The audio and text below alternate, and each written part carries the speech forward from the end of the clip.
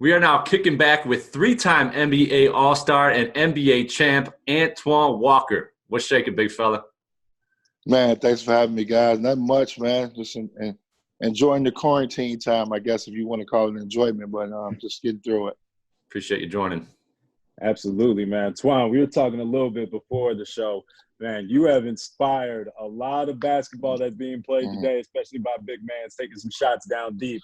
I thought about it a little bit the last couple of days when we knew we have you on. But how do you think your game would translate in today's NBA? Because I think you'd be adding some, more all-star games under your belt. I often think about it, especially when I watch some of the young guys and I watch some of our superstars of today's game play. When I look at, Draymond Green and the Greek Freak and LeBron James and how they play point forward, how I used to do it. And then, obviously, the three-point shot. I mean, I used to get criticized so much for shooting threes. I used to get booed at times. I mean, it was a process that I went through trying to play the style of play that I played. And now to see the game is transitioning into the three ball where you got teams shooting 40, 50 threes a night. I'm probably short $200 million that I could have made in my career. So I always think about that. But it's also an exciting brand of basketball. Obviously, I like to see it played that way, where you got bigger guys that can handle the ball and make plays, and you're not just relying on the point guard to make plays.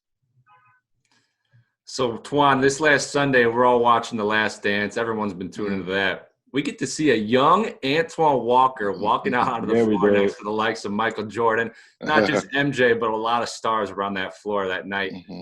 What was that weekend like for you? It was surreal. I kind of sum it up. I probably was the Christian Laettner of the night, like remember Christian Laettner of the 92 Olympic team. That's what I felt like, honestly. I was the young guy on the team. Me and Kobe were in our second year in the league, and we made the All-Star game. But just that locker room itself, obviously Michael. Then you had Grant Hill, Penny Hardaway, Tim Hardaway, Sean Kemp, Larry Bird was the coach. So and then the buzz was so crazy because everybody was talking about this could be Michael's last game. Right. And then it being in Madison Square Garden, it was like the icing on the cake for the whole weekend. But I remember I was a young pup on a team with a bunch of veteran guys. Enjoy every minute of it. I actually think that I'm actually starting to try to figure out how I'm gonna watch it again because you just forget about it. And actually, when you see The Last Dance, it kind of brings back so many memories. But it was something that I always remember. Being a part of, and actually all three of my All-Star games were played with Michael Jordan, ironically enough.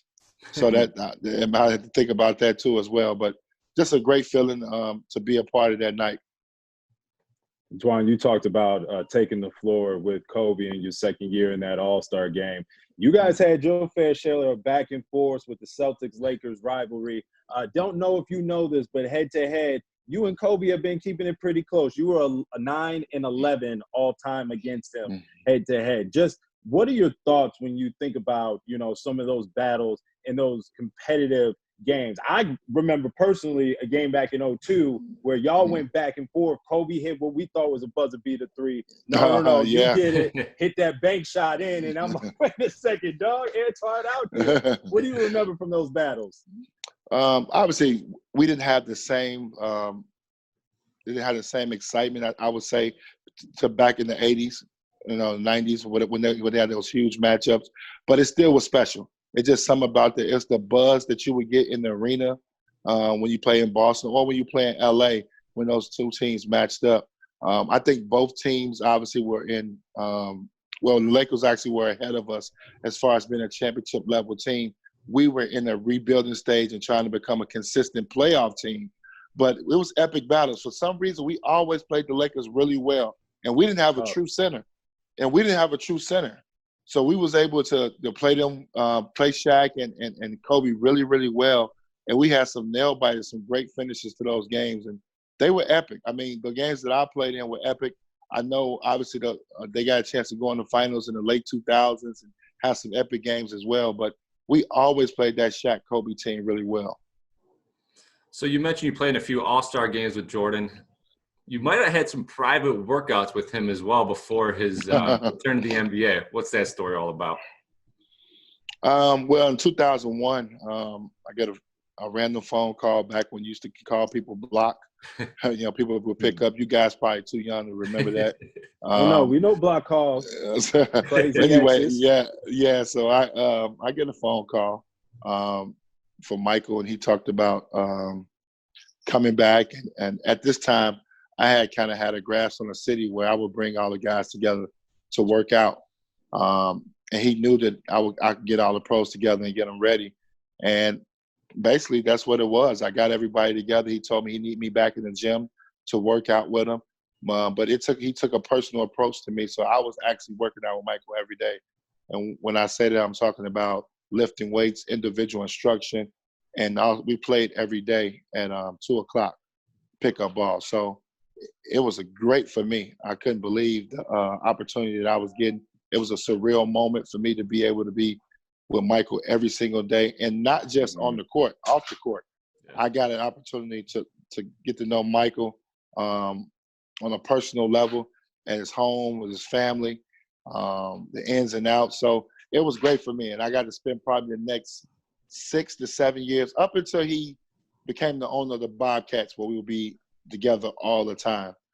So it was. Words can't explain the experiences and the things that I was able to learn from being around him on an everyday basis, and to see him work at his age at 39 and still be able to put the work in. People don't understand. This last year, Michael played all 82 games. Wow. You know what I mean? So you got to understand how hard and how much a competitor he is.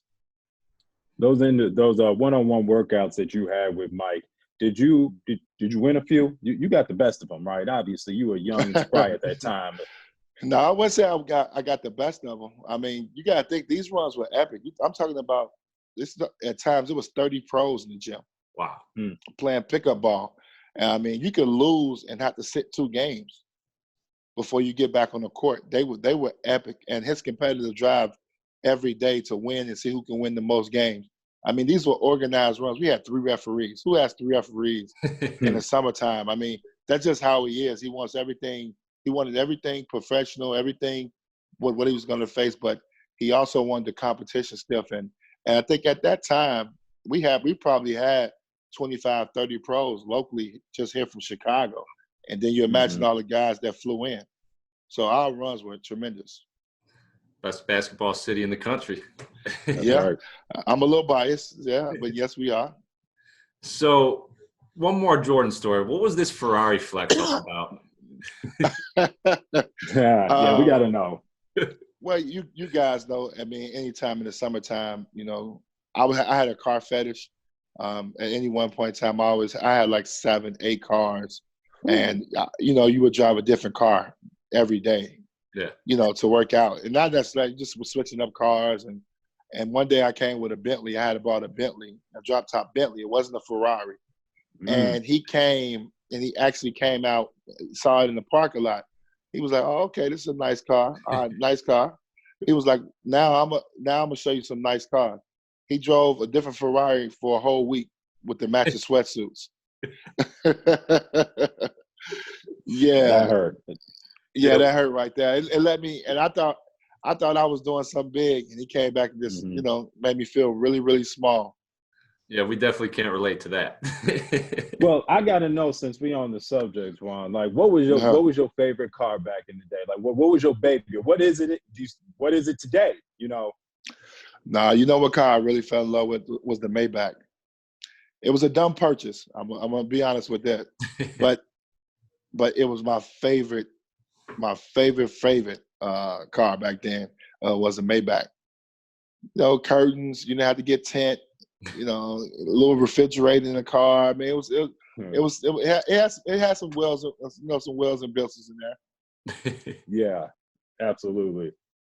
So absolutely. Here's Antoine, how often when you're out, let's say you're out having a drink at a bar, do you get asked to do the shimmy? Man, probably. It depends where I'm at. I would say if you catch me in Boston, 100% of the time. Chicago, I would say probably 60% of the time. In the airport, 30, 40%, but it comes up all the time. It's actually pretty cool, though. I mean, it's a lot of things you can be known for and people remember about you, but it's fun, though. A lot of people remember me for the dance, so I like it. It doesn't bother me. Did you have a favorite team that you played for, or a favorite city to play in during your career? Honestly, it had to be Boston, man. I spent most of my career in Boston, but to get drafted by them, to play in a city where the fan base is, I'm from Chicago, but a fan base that cares, and really knows sports. So they understand everything about sports. They understand hard work. They understand how hard you're trying to do to get to that next level. They become a part of you. And that's one thing that was great about playing in Boston. It was a big sports city. People got behind you, whether, it was good, whether it was bad. They were aware. Don't get me wrong. I won a championship in Miami, one of the most special moments in my life. But I could imagine winning one in Boston, how it really would have, how it would have been. Even though Miami, we celebrated, we had a great time. I just feel like it's hard to Miami. Imagine this. So in Miami, our arena didn't get full to the second quarter. So you'll start the game off, with the arena half full. I mean, it's just hard to get people to come off the beach. You know what I mean? It's just hard to get people to come inside. Where in Boston, I mean, the game is going to be packed right at tip-off. So it's just one of those. It's a different feeling, but I would say Boston's my favorite city. I call it my second home. I have got a ton of friends in the organization, even though the organization has changed a lot, but there's people that have been there for 10, 20, 30 years. Those are people that I'm still engaged with. And then we all know the history of the team. When I came in, the Red All-Backs, the Bill Russells, Larry Bird, those guys were still connected to the team when I came in at a very high level. And to be a part of that and to be mentioned in that same group with those guys and be a part of that family is special. Well, Twan, one more follow-up question to that. Obviously, being drafted by the Celtics and embraced by that fan base, obviously you have a special connection with them. When you hear about other Chicago athletes, and specifically Anthony Davis and his father coming out with comments about, the organization, as you said, it's changed, but people coming out and saying we wouldn't want to play for the Celtics or be a part of that team or that organization. Do you take that personal at all? Do you think that that's just, hey, that's his opinion, how he feels about it? Obviously, based off your experience, it would be nothing short of a good move for any player to go there. I disagree with it, but I think that becomes a personal thing. And it's really with Danny Ainge. I mean, Danny Ainge is the guy that traded me and brought me back. He's a different type of GM. He's done a terrific job running the team. He's got a championship for him, and they've had a ton of draft picks over the last 5 or 6 years. So he's done a terrific job of running the team, and I think that's a personal thing with him. I think a lot of people felt that he did Isaiah Thomas not really the right way. When you think about how he played, how good he played, and playing with his sister's death and that thing, and then ultimately trade him. And then obviously people look at the dollar figure and see that Isaiah Thomas missed out on a lot of money. But that goes both ways. That goes both ways to a certain extent. But I disagree. I just think the Celtics organization is still ran really well. I know the ownership group, and then obviously the fan base is still the same. But they gave a guy who, when you win a championship as a GM and you have a lot of success, and which Danny did early on in his career as a GM, the owners seem to take his side, so they're gonna side with him. But it's definitely a great place to play. I feel sorry for some guys. Like I felt bad for Kyrie Irving that he didn't buy in. They would have embraced him at a level that he never could have imagined. I know he wanted to go back home, but it's a different feeling when you become a Celtic and how you can get embraced. So another organization that hasn't had the best light shed on it recently has been the Chicago Bulls. And this is a fan base starving for a championship, just starving for a competitive basketball team again. What do you make of the moves with the hiring of AK and then Mark Eversley? I definitely think they had to make some moves. I don't know AK that well. I had a couple friends of mine that went in for the GM job, Nazi Muhammad, Michael Finley, that interviewed for the GM job. Which one of those guys could have made it? But they got some pieces. I think one thing about Chicago, and you guys can contest this, it's no pressure. even though it's a sports town, but, it's no pressure to win here right now for whatever reason that is. It's not the same pressure as the Bears and the Cubs to win. And that makes for the organization to be really relaxed when you're still getting 17, 18,000 people in the United Center. They're going to have to figure out a way to draw a big-time free agent here. Right. When you consistently, when you're building through the draft. I do like their draft picks. I think they got some pieces in play. You're going to have to figure that out and add a couple of veteran guys with some of their young pieces. I think we got to figure out a style of play. I think when you watch the Bulls, you don't kind of know what style of play they're going to play. Are they going to keep Jimmy Boylen as the coach? It seems like he hasn't really got the ear of the guys in the locker room. So I think the coach is going to be very important. That's going to be the first thing they need to do. I know through this pandemic they haven't really made any moves, but they're going to need to find a new coach, a new voice. If you're going to go ahead and you might as well go ahead and clean slate and come in with somebody new and fresh. And you got some pieces. You got 3-4 guys, marketing, Wendell Carter, obviously Zach LaVine. Those guys are good players in this league that can get it done on a night in, night out basis. But you're going to have to put some pieces around them to help them out.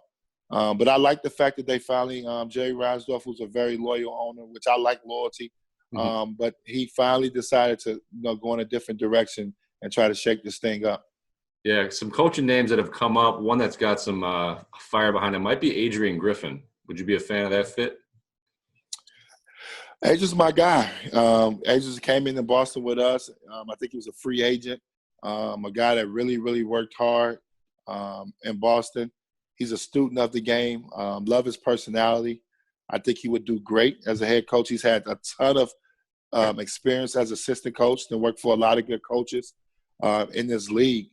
I think he's young enough where you want a guy that's young. I'm big on player development. I'm big on, you may not be able to get the big superstar, but how can you get better year in and year out and see a guy's development, get guys to play hard for you, build a culture around the guys. I think he can do that. I think Adrian Griffin would be a guy like that. He's a little quiet, but I'm assuming he's matured now as a coach. He's matured now and is probably a lot more vocal. But he's been around a lot of guys, and I think he's been around situations that he'll know how to work with these guys and get the max effort out of them. It's somebody they definitely should entertain. Absolutely. Tone, how would you think the NBA is going to respond to the season resuming, as far as, are they going to play regular season games? Do players need a month to get back into game shape? Are they going to go straight into the playoffs? How do you see this unfolding? Because it does seem like the season's going to resume at some point. I do hope they resume. I believe they are. I think it's going to resume without fans, which will be fine. I think it'll be a little different. But guys play pickup ball all the time. There's not fans in there. Right. So I think they'll be able to handle that part. I think they should go straight to the playoffs. I think trying to get those 19 games in will just be too difficult to do. So I think you go straight to the playoffs. Just no more horse competitions. That's all I ask. Yeah, please. Yeah, please, that was well, if you're gonna do a horse competition, actually get the guys that can actually do it. But you know what? I think that comes to what we're talking about. I don't think it was a lot of home gyms, man. I don't think a lot of guys had a lot of home gyms because these facilities are nice. Most of the guys, you guys know the Bulls facility is off the chain. Right. The practice facility. Most of the guys are working out in these gyms. They're not putting big-time money into gyms anymore. I mean, everybody's not LeBron James. You know what I mean? Mm-hmm. LeBron James has built a whole, thing in his house. So a lot of guys don't have that. So that's why that horse competition was bad. A lot of guys probably like, man, well, I ain't got no gym. You can't go nowhere. You know what I mean? I guarantee you that's what it was. Right. It started raining on Paul Pierce. That's what I'm saying. He played in his backyard. I mean, you know how it is. Yep. So we got a question from the fans here. They want to know, who was the first player that you really got busted by in the league? Like, who was your welcome to the NBA? What was that moment for you? Wow. It's hard to say who busted me. I ain't the guy that got busted. No, you know who I took? It's probably Tim Duncan. Yeah. Tim Duncan, players with length always gave me problems. I wasn't a super athletic guy. I played kind of below the rim. So guys with length really always gave me problems. But Tim Duncan, playing him early in his career was the toughest thing. And I came in a year before him, but he was so fundamentally sound. 15-foot shot, bank shot, post you up, jump hook, had all the moves in the post. I would say he was the toughest. I can guard guys that can deck it and play like similar game that I could play. But Tim Duncan was one of those special guys that could kind of take you a little bit outside to about 15 feet, but also had all the moves inside. And defensively, he was a guy I couldn't post up because of his length. Yeah. Last question that we have from the fans, and I'm particularly interested in this one, is what do you remember most about the night of your championship celebration with the Heat? What is the one thing that stands out the most that night? That's kind of hard because, see, we won on the road. So we won in Dallas. So, I mean, we partied at the arena for as long as we can until we got to throwing Miller Lite and Coronas on us, and it was time to let that go after we ran out of champagne. So we stayed there for as long as we could. And actually, we went back to the hotel, and Coach had rented out a couple ballrooms. And that was just the players and family. So that wasn't really the excitement. The excitement was actually the next day when we went to Miami, and we went to the strip club. So the whole team, we went to the strip club the next night as a team. We definitely spent well over 6 figures, over $100,000 on singles and strippers. And that was an epic night. Then it went rated R after that. So it was one of those nights. I can't get in. I don't want to get to details of married people, that was on that team. No, I feel all that stuff like that. But we went to the strip club that night. Next night we got in as a team, all 15 of us, and we partied like never before, man. We had a hell of a night. What time we get home? Just last question. What time did you hit the bed that night or that day? 7 a.m. 7. Strip club stay open to 6. We stayed to 7. Strip club 5, 6. That's Miami now. 5, 6. It was 5, 6. So, Twan, your financial situation is pretty well documented now, but you're actually helping players now, right? When it comes to financial advising. Yeah. So this is my first year, not working with the NBA, but over the last couple of years, I've been blessed to have a platform from a couple of different financial institutions to go back and speak to student athletes about financial literacy and kind of help them out. As our league is getting so much younger now, with guys coming in 18, 19 years old, and our first generational guys of having a lot of money, and just trying to help them and direct them in the right way to make sure that they don't make mistakes, one that I made, but also understand that, you make a lot of money, and it's a lot of responsibility that comes along with that, from taking care of your mom, your your brothers and sisters, investing, all those different things that you encounter once you make a lot of money. So this year was my first year working directly with the NBA and the players, which is something that I dreamed about doing. The NBA changed their format. They wanted to have a more personal touch. They wanted to bring in, an ex-player that players can relate to. And I just tried to go in this year and try to share my story with guys, try to answer questions.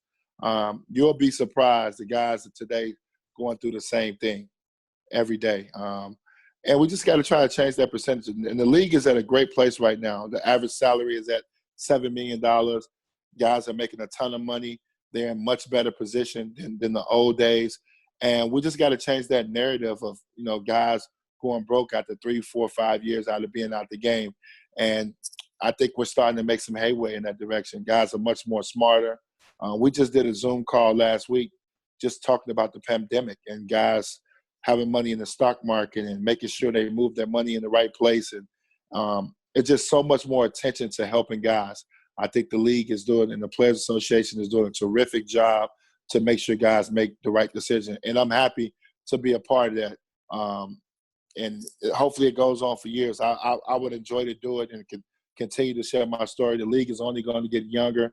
So I'm going to be a part of it for years to come. Right. That's awesome, man. That's what it's all about, right? You learn, you go through your experience, and you pass on that knowledge. That's what it's about. Twan, we gonna get you up out of here, brother. Thank you so much for being on the show with us. Before we let you go, though, I need a finals prediction. If the season gonna start back up, who you got? Who you got? In the finals right now, I had the Lakers, and I also had the Milwaukee Bucks.